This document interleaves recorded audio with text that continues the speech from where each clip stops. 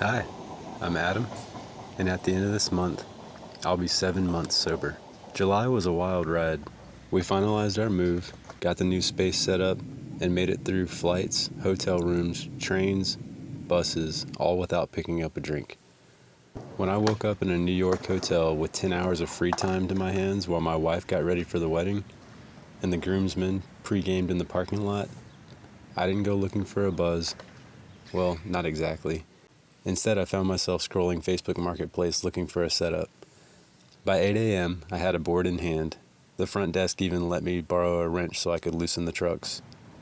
I found the nearest skatepark and knocked out a solid morning session.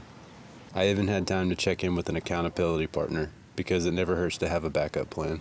I appreciate every one of you watching, and some of you even following along. You help me keep up the good push, one day at a time. If these words find you feeling down, struggling, or needing accountability for advice, we're here for you. Drop a comment, reach out, subscribe if this kind of content helps. I'm pushing through the rest of the year the same way I pushed through that wedding reception. Dry.